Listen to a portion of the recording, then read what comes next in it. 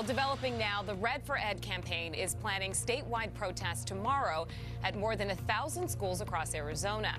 But tonight, some leaders of the movement are accusing the business community of trying to keep them down. Team 12's Joe Dana is here and took the teachers' complaints directly to a representative of some of Arizona's largest businesses.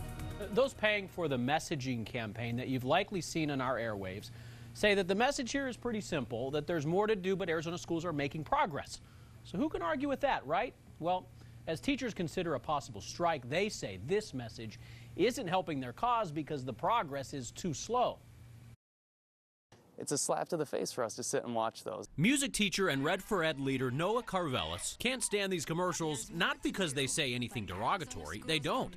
They laud gains made by students and remind viewers of Prop 123 funds. No, Carvelis says the problem with the commercials is they suggest the current direction of Arizona schools is okay. You can ask anybody who works in a school. That's not our reality. We're not moving in the right direction. Who's paying for the Arizona Education Project? The parent company of APS and 3 business associations in Arizona, including the Arizona Chamber of Commerce. This is a positive education message. Glenn Hammer is the Chamber's CEO. We want the public to be aware that we're making progress.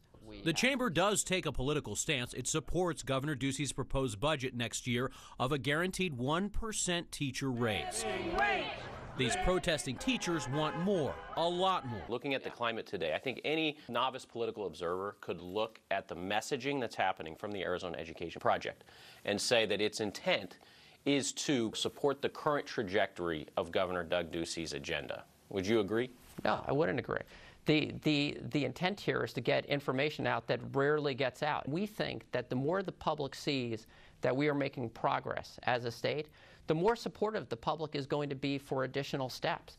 I mean, it's not... Wouldn't you argue the opposite? The more that they support that the current trajectory is okay, then the less likely they are to support a dramatic injection of funds, which is what the teachers are asking right now. I would say that we are making a very significant increase in investment in our education system. A 1% guarantee of teacher raises next year. We're still over $900 million less than 2008. Everyone agrees we need to put more dollars into teachers. Would you support a higher tax to get more dollars in sooner? We would be open to considering different proposals. So you'd be open to a higher corporate tax? No. I don't believe. Would you be open to a higher sales tax? The tax that is generally used is sales. The question is, it's already very high. I understand and I respect that not everyone feels that it's adequate or fast enough.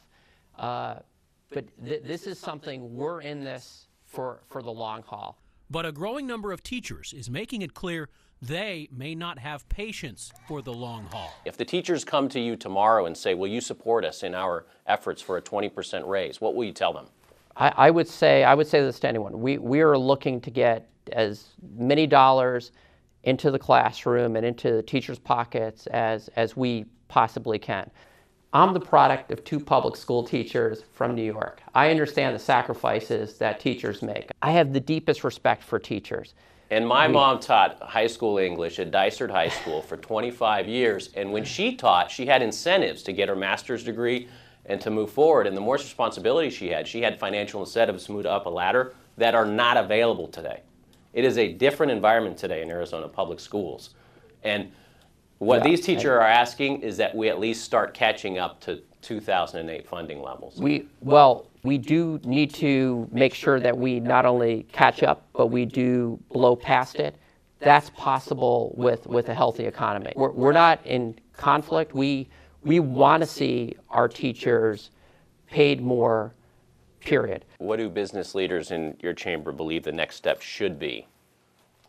We're going to have to make sure we have a modern tax code.